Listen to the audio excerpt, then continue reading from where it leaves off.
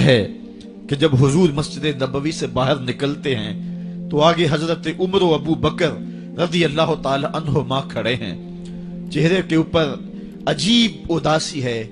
کہا عمر ابو بکر اس وقت کیوں کھڑے ہو؟ عرض کی حضور بھوک نے گھر میں ٹکنے نہیں دیا، ہم نے چاہا حضور کا چہرہ دیکھ لیں تو کچھ پیاس بجھ جائے، کچھ بھوک مٹ جائے۔ حضور نے فرمایا میرا حال بھی یہی ہے، جس چیز نے تجھے گھروں سے نکالا ہے وہی چیز مجھے گھر سے نکال لائی ہے۔ چلتے ہوئے حضرت ابو ایوب انصاری کے گھر کے قریب سے گزرے،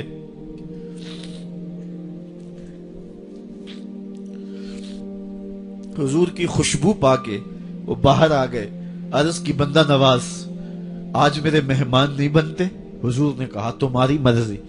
گھر لے گئے، چٹائی بچھائی، حضور کو بٹھایا، گھر والوں کو بکری کا بچہ ذبح کر کے دیا، کہا جلدی جلدی کھانا تیار کرو، میرے آقا کو بھوک لگی ہوگی۔ یہ کہہ کے واپس آئے، حضور کے پاس بیٹھے، نظر چہرے پہ پڑی تو گھبرا گئے۔ نکاحت کے آثار اتنے واضح تھے کہ سمجھ آ رہی تھی کتنے دنوں سے حضور نے کچھ نہیں کھایا۔ اٹھ کے باغ میں چلے گئے، کھجوروں کا خوشہ توڑا، حضور کے سامنے رکھا، کہا بندہ نواز جب تک کھانا تیار نہیں ہوتا یہ کھجوریں تناول فرمائیں۔ تھوڑی دیر کے بعد کھانا دسترخوان پہ لگ گیا، حضور سے عرض کی گئی حضور آئیں کھانا تناول کر لیں۔ حضور نے دسترخوان پر تشریف فرما ہو کر کے حضور نے کپڑا اٹھایا تو حضور نے جب دیکھا کہ کھانا ہے تو حضور نے ایک روٹی لی اور چند بوٹیاں اٹھائیں اور ایک خادم کو بلا کر کے کہا جاؤ ہمارے گھر دے آؤ، میری بیٹی فاطمہ کتنے دنوں سے بھوکی۔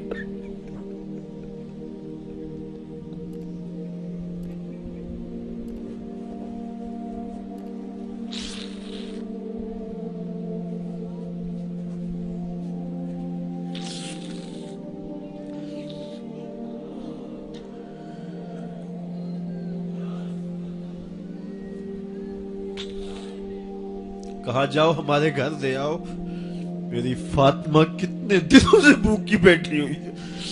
مال کے کونین ہیں گو پاس کچھ رکھتے نہیں، دو جہاں کی نعمتیں ہیں ان کے خالی ہاتھ میں۔ آپ کو پتا ہوگا کہ جب میرے رسول کا انتقال ہوا ہے، حضور کا وصال ہوا ہے، تو حضور کی ایک زرہ ایک یہودی کے گھر میں گروی رکھی ہوئی تھی، حضور نے زرہ رکھ کر کے اس سے قرض لیا ہوا تھا۔ یہ اسلام کی غربت کی کہانی ہے، اور پھر اللہ نے اسلام کو امارت کے رنگ بھی دیے۔ آؤ تمہیں کہانی سناؤں، حضرت عدی بن حاتم روایت کرتے ہیں، صحیح بخاری میں روایت ہے۔ یہ حاتم تائی کے بیٹے ہیں، کہتے ہیں میں حضور کی خدمت میں حاضر ہوا، ایک شخص آیا کہنے لگا حضور غربت نے میرا برا حال کر دیا ہے، اور اس نے شکایت کی غربت کی، پسماندگی کی اور اپنی معاشی بدحالی کی۔ پھر ایک شخص آیا کہنے لگا حضور میرے پاس دولت تو ہے لیکن میں نے جس منزل پہ جانا ہے راستہ پر خطر ہے، تو میرے لیے کیا حکم ہے کہ میں کیسے راستہ طے کروں؟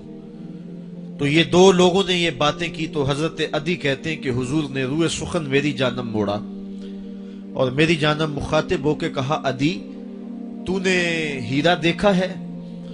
عدی کہتے ہیں میں نے عرض کی حضور دیکھا نہیں، سنا ہے، ہیرا یہ شہر ہے عراق کا۔ تو حضور نے فرمایا عدی تو نے ہیرا دیکھا ہے؟ میں نے کہا نہیں حضور دیکھا نہیں، اس کا تذکرہ سنا ہے۔ فرمایا عدی اگر اللہ تجھے زندگی کی مہلت دے تو ہیرا سے ایک خاتون چلے گی، تو اپنی آنکھوں سے دیکھے گا اور مکے تک پہنچے گی اور اللہ کے گھر کعبہ کا طواف کرے گی، اور اس کو ہیرا سے لے کر کے مکے تک اللہ کے علاوہ کسی کا ڈر نہیں ہوگا۔ کہتے ہیں کہ میں نے دل میں کہا کہ پھر بنو طے کے ڈاکو مر گئے ہوں گے جنہوں نے عرب کے اوپر روب ڈال رکھا ہے، تو وہ تو پھر ختم ہو گئے ہوں گے۔ کہتے ہیں میں ابھی سوچ ہی رہا تھا کہ حضور نے مزید میری حیرت میں اضافہ کرتے ہوئے کہا عدی اگر تجھے اللہ نے زندگی کی مہلت دی تو تو دیکھے گا کہ کسرا کے خزانے تیری جھولی میں ہوں گے۔ تو اس دور کی سپر طاقت تھی۔ میں نے کہا حضور کسرا بن ہرمز हुजूर ने फरमाया हाँ किसरा बिन हुरमज। कहते हैं कि हुजूर ने फिर फरमाया दी अगर तू जिंदगी पाई तो तू वो दिन भी देखेगा कि एक शख्स ज़कात की रकम लेकर के, ज़कात की चांदी लेकर के, ज़कात का सोना लेकर के निकलेगा और उसको कोई ज़कात का मुस्तहिक ही नहीं मिलेगा। हजरत अदी बिन हातिम कहते हैं कि फिर मैंने वो मंजर अपनी आंखों से देखा कि हीरा से एक खातून चली और मक्के तक पहुंची और अमन ऐसा था कि उसको अल्लाह के अलावा किसी का डर नहीं था। फिर वो लम्हे भी मैंने देखे कि किसरा बिन हुरमज के खजाने मस्जिद नबवी के बाहर पड़े हुए हैं।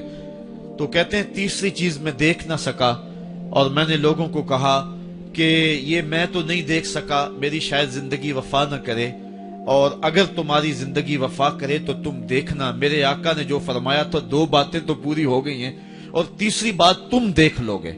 हजरत यहया बिन सईद फरमाते हैं कि हजरत उमर बिन अब्दुल अजीज का जमाना था और उन्होंने मुझे अफ्रीका की जानब ज़कात वसूल करने के लिए भेजा।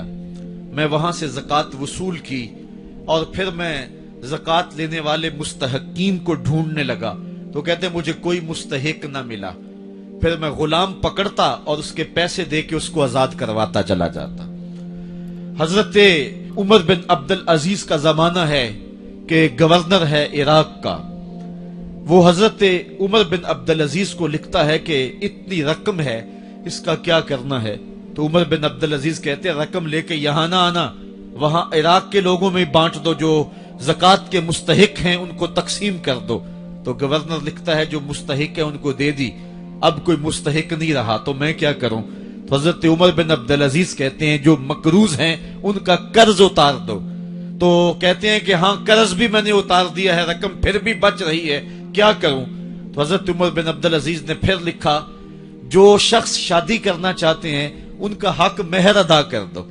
मैंने कहा कि वो भी कर दिया है, रकम फिर भी बच गई, अब क्या करूं।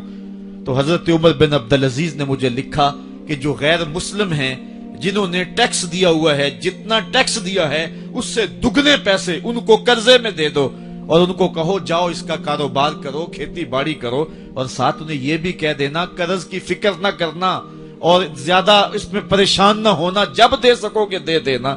ये दौर भी फिर इस्लाम ने देखा और ये घड़ियां भी देखी जब चिथड़े पहने हुए थे, जब पैबंद लगे लिबास पहने थे, जब पेट में डालने के लुकमा भी नहीं था।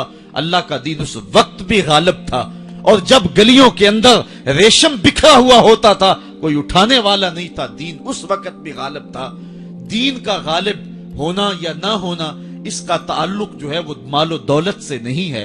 इकबाल कहता है कि जवाल बंदाए मोमिन का बेजरी से नहीं, मोमिन का जवाल बेजरी से नहीं है बल्कि इसका सबब कोई और है। वो सबब ढूंढना है कि हम दुनिया में रुस्वा होके क्यों रह गए, हम जमाने के सामने तमाशा क्यों बन के रह गए।